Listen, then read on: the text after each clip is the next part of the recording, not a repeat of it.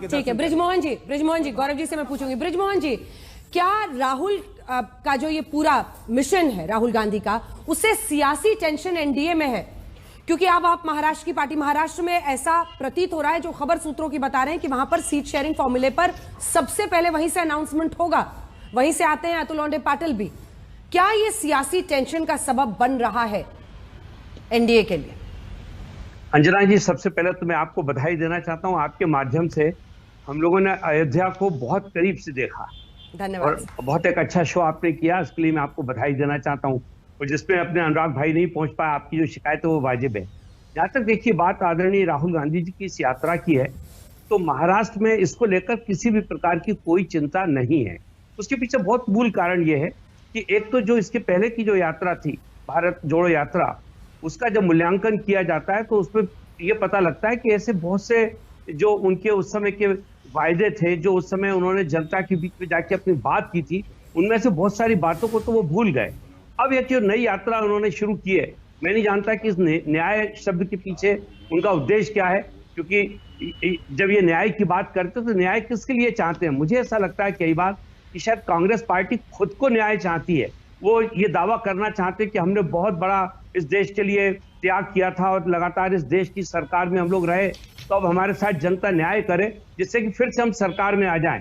पर वो इस बात को भूल जाते हैं कि इस पूरे दौर का ही परिणाम है कि आज आदरणीय नरेंद्र मोदी जी के लिए पूरा देश एकजुट होकर यह सोचता है कि उनको फिर से प्रदेश का प्रधानमंत्री बनना चाहिए। क्योंकि मूलभूत जो समस्याएं थी उस समय की, जो मूलभूत मुद्दे थे, जो कांग्रेस की सरकारों को पूरे करने चाहिए थे, उनको करने में वो लगातार पिछड़ते रहे।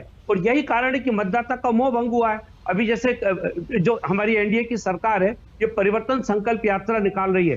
जिस प्रकार से लोग उसमें शिरकत कर रहे हैं, जिस प्रकार से लोग उसके बीच में जाकर अपनी बात कह रहे हैं, वो देखने लायक है। ये अगर उस यात्रा को और इस यात्रा की मैं तुलना करूं तो मुझे ऐसा लगता है कि जो परिवर्तन संकल्प यात्रा है, ये लोगों को ये संदेश दे रही है कि आने वाले दिनों में हमारा भारत कैसा होगा। और अभी तक भारत में पिछले 10 साल में ऐसी कौन सी उपलब्धियां हैं जिनको लेकर हम लोग फिर से जनता के बीच में आना चाहते हैं।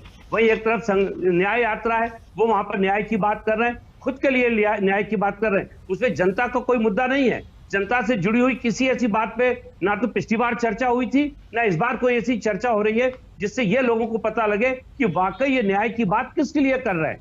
यही तो मुद्दा है और इन्हीं मुद्दों को लेकर ये लगातार विफल हो रहे हैं। और मुझे ऐसा लगता है कि ये जो यात्रा है, न्याय यात्रा, ठीक है, एक राजनीतिक दल है, उनको अपना काम करना चाहिए। और मुझे दूर दूर तक उसमें कुछ ऐसा नहीं लगता जिससे कि हम लोगों को या एनडीए के साथियों को चिंता हो, या हम लोग ये सोचे कि अगर ये यात्रा निकलेगी तो पता नहीं कौन सा बड़ा परिवर्तन आ जाएगा। ठीक है, वो कह रहे हैं अतुल लोंढे पाटिल जी, वो कह रहे हैं कि हम लोग डर ही नहीं रहे हैं।